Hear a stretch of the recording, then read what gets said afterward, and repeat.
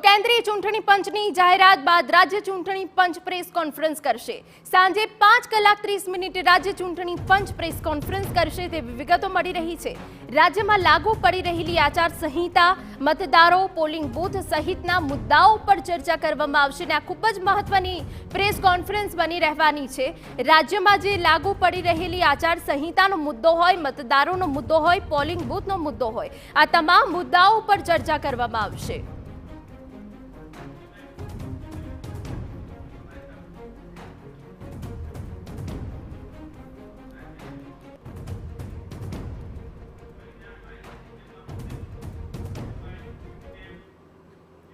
તો રાજ્ય ચૂંટણી પંચ પ્રેસ કોન્ફરન્સ કરશે કે અત્યારે કયા કયા મુદ્દાઓ પર ચર્ચા કરવામાં આવશે તેના માટે અમારા સંવાદદાતા કિંજલ મિશ્રા વધુ વિગતો આપી રહ્યા છે।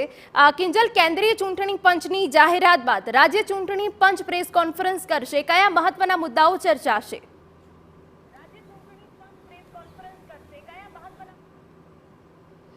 देखो, જ્યારે પણ ચૂંટણી હોય છે, લોકસભા હોય કે વિધાનસભા હોય, આચારસંહિતા લાગતી હોય છે, કોડ ઓફ કન્ડક્ટ લાગુ પડતો હોય છે, જેમાં રાજ્ય સરકાર દ્વારા કોઈપણ લોકાર્પણના કામો, કોઈ જાહેરાતો, કોઈ શિલાન્યાસ નથી કરી શકાતા, તેની સાથે જ કોઈપણ પ્રકારના બદલીના ઓર્ડરો છે તે નથી કરી શકાતા અને કોઈપણ પ્રકારની જો એવા કામગીરી કરવાની હોય તો તેની પહેલાં મહત્વપૂર્ણ રીતે ઇલેક્શન કમિશનની જે પરમિશન છે તે લેવાની હોય છે, કેમ કે ઇલેક્શન કમિશનની પરમિશન વગર કોઈપણ પ્રકારની કામગીરી નથી થતી। તેની સાથે જે પણ રાજકીય હોર્ડિંગ્સ છે, રાજકીય મુદ્દાઓ છે, રાજકીય હોર્ડિંગ્સ અનેક જગ્યા પર લાગેલા હશે, તેની સાથે જ કેટલાક જે સરકારી જાહેરાતોના હોર્ડિંગ્સ લાગેલા હશે તે હટાવવાના હશે। જે ચૂંટણી પંચ દ્વારા જે ખર્ચની બાબત છે તેની જે માહિતગાર જાણકારી છે તે આપવામાં આવશે।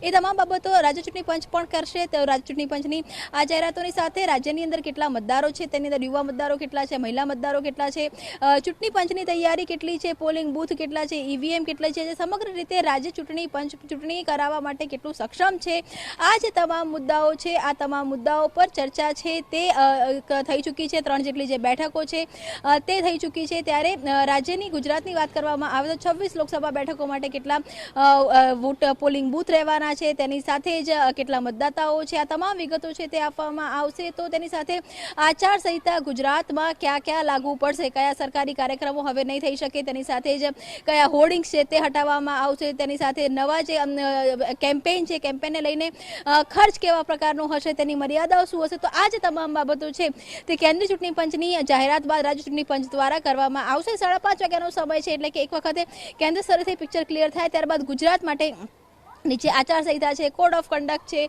ગાઈડલાઇન્સ છે તે રાજ્ય ચૂંટણી પંચ પણ જાહેર કરશે। જિલ્લે આચાર સંહિતા, મતદારો, પોલિંગ બૂથ સહિતના મુદ્દાઓ પર ચર્ચા કરવામાં આવશે। જોડાયેલા રહેજો। આ વચ્ચે વધુ એક અપડેટ મળી રહ્યા છે કે જ્યાં લોકસભા ચૂંટણીને લઈને આજે બપોરે જ્યારે તારીખોની જાહેરાત થશે, પરંતુ ગુજરાતમાં આઈપીએસસી બદલીઓ હજુ પણ પેન્ડિંગ હોવાની વાત અહીંયા સામે આવી રહી છે। આઈપીએસસી જે બદલીઓ છે તે હજુ પણ પેન્ડિંગ છે, ત્યારે આજે લોકસભા ચૂંટણીને લઈને તારીખ પણ જાહેર થશે। ત્યારે અમારા સંવાદદાતા કિંજલ મિશ્રા સતત અપડેટ આપી રહ્યા છે। કિંજલ, આજે તો લોકસભા ચૂંટણીની તારીખોની જાહેરાત થઈ જશે, ત્યારે ગુજરાતમાં જે આઈપીએસસી બદલીઓ હજુ પેન્ડિંગ પડી છે તેને લઈને કોઈ મહત્વનો નિર્ણય લેવાઈ શકે છે કે કેમ?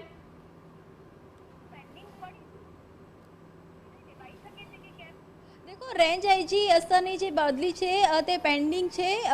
એક નિયમ હોય છે કે જ્યારે પણ લોકસભાની ચૂંટણી હોય છે ત્યારે એક જિલ્લામાં એ તમામ પોલીસ અધિકારીઓ કે જેમના 3 વર્ષથી ઉપર સમય થયા હોય તેમની ટ્રાન્સફર કરવાની હોય છે। દર વખતે આ ટ્રાન્સફર છે તે થઈ જતી હોય છે। ડીવાયએસપી કક્ષાની જે ટ્રાન્સફર છે તે થઈ ચૂકી છે, પરંતુ રેન્જ આઈજી અને જે આઈપીએસ અધિકારીઓ છે તેમની ટ્રાન્સફર હજુ બાકી છે। 3 વાગ્યાનો સમય છે, એટલે કે જ્યારે ચૂંટણી પંચની પોતાની જાહેરાત કરી દે ત્યારબાદ આ જાહેરાતો થવી એ અઘરી છે। ચૂંટણી પંચ દ્વારા 31 જાન્યુઆરીનો સમય હતો તે આપવામાં આવ્યો હતો, ત્યારબાદની 2 જે ડેડલાઇન છે તે પૂર્ણ થઈ ચૂકી છે। સરકારે સમય માંગ્યો હતો, માનવામાં આવતું હતું કે ગઈકાલે મોડી રાત સુધીમાં આ જાહેરાત છે તે થઈ શકે છે। હાલાકી હજુ સુધી એ જાહેરાત નથી થઈ, કોકડું ગૂંચવાયેલું છે, પરંતુ ચૂંટણી પંચ આને કઈ રીતે લેશે, ત્યારબાદ કોડ ઓફ કન્ડક્ટ લાગુ પડશે કે નહીં, અથવા તો આને લઈને કોઈ પગલાં લેવામાં આવશે। સમાન રીતે તમામ જે રાજ્ય છે તેની અંદર આ જે બદલીઓ છે તે પૂર્ણ થઈ ચૂકી છે। માત્ર ગુજરાત એવું રાજ્ય છે કે જ્યાં આજે હવે ચૂંટણી પંચ દ્વારા તારીખોનું એલાન કરવામાં આવશે, પરંતુ હજુ સુધી બદલીઓ હાથ ધરવામાં આવી નથી।